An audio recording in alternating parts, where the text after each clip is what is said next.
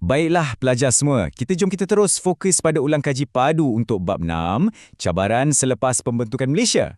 Dalam bab ni, kita akan lihat 5 ujian besar yang negara kita terpaksa hadapi sebaik sahaja ia dibentuk. Jom kita mula. Okey, ini dia 5 subtopik utama yang akan kita bedah siasat. Kita ada cabaran dalaman, pemisahan Singapura, ancaman komunis, isu ekonomi dan tragedi perkauman. Kelima-lima ini adalah hot topic tau, jadi pastikan anda betul-betul faham. Cabaran yang pertama sekali, iaitu cabaran dari dalam negara sendiri. Macam mana sebuah negara yang baru lahir nak satukan rakyat dan wilayah yang sangat berbeza untuk menjadi satu bangsa yang padu. Baik, ada 4 masalah besar dekat sini. Pertama, perpaduan kaum. Fikirkan macam mana nak urus masyarakat kita yang macam-macam, ada Melayu, Cina, India, Iban, Kadazan Dusun. Kedua, kestabilan politik.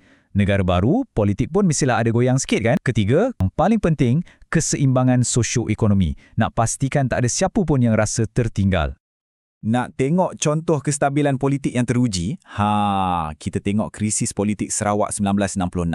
Ceritanya ada 21 ahli dewan tak puas hati dengan Ketua Menteri. Beliau dipecat, tapi beliau lawan balik kat mahkamah dan menang. Tapi lepas tu beliau hilang undi percaya pula. Dan akhirnya keadaan jadi begitu tegang sampai darurat terpaksa diisytiharkan. Ini antara ujian terawal demokrasi negara kita.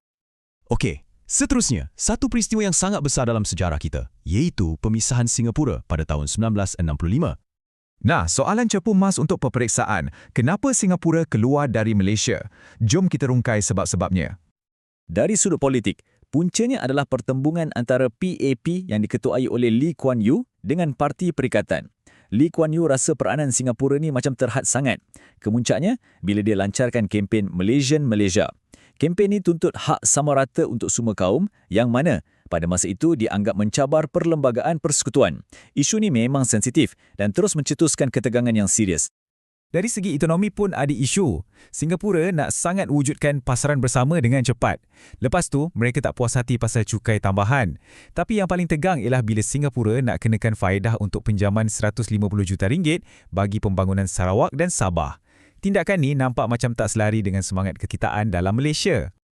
Dan akhir sekali, faktor masalah perkauman. Semua ketegangan politik dan ekonomi tadi akhirnya melimpah menjadi rusuhan kaum di Singapura pada tahun 1964. Bila dah sampai tahap macam ni, hubungan tu jadi terlalu tegang dan perpisahan dilihat sebagai jalan terbaik untuk elak keadaan jadi lebih buruk. Kita beralih pula pada ancaman keselamatan yang sangat serius, ancaman komunis. Dan ini bukan di satu tempat saja, tapi di 2 barisan serentak, Sarawak dan Semenanjung. Cuba bayangkan, Malaysia macam berlawan di 2 medan perang. Di Sarawak, kita ada Parti Komunis Kalimantan Utara atau PKKU. Matlamat dia, nak tubuhkan Republik Komunis Sarawak. Di Semenanjung pula, Parti Komunis Malaya, PKM, masih aktif dengan pemberontakan bersenjata mereka. 2 kumpulan berbeza, tapi taktik mereka sama, keganasan.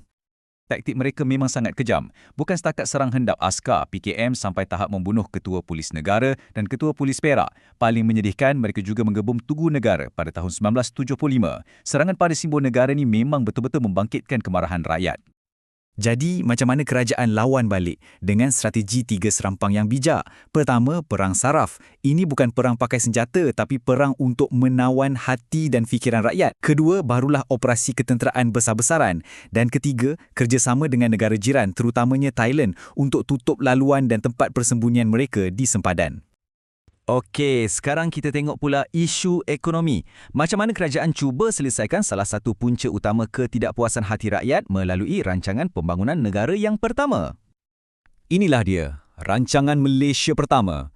Tujuannya jelas, kurangkan pergantungan kita pada getah dan biji timah. Jadi kerajaan mula perkenalkan tanaman lain macam kelapa sawit. Selain tu, kerajaan juga nak wujudkan lebih banyak kerja di kilang, buka pusat latihan kemahiran dan pada masa yang sama jaga kebajikan rakyat melalui program kesihatan. Tapi cabaran di Sarawak dan Sabah lain sikit. Ekonomi di sana kebanyakannya masih jenis pertanian sara diri, cukup untuk makan je.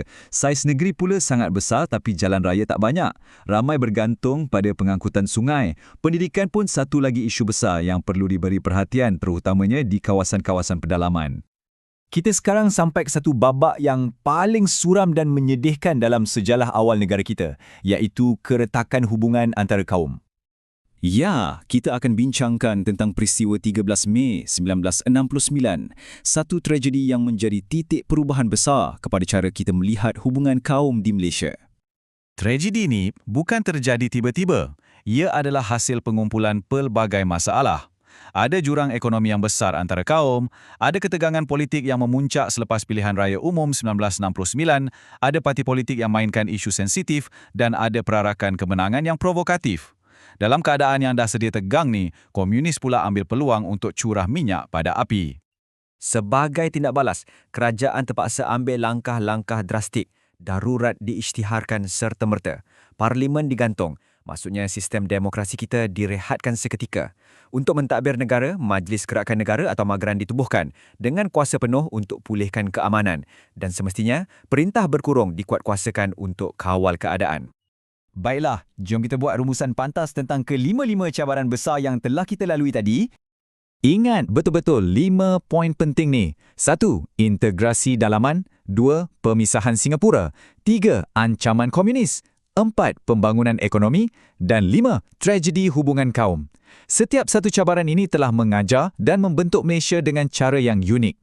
Sebagai penutup, cuba kita renungkan sejenak. Agak-agaknya, bagaimanakah semua pengalaman pahit getir ini sebenarnya telah menjadikan Malaysia sebuah negara yang lebih matang dan berdaya tahan seperti yang kita lihat pada hari ini? Fikir-fikirkan.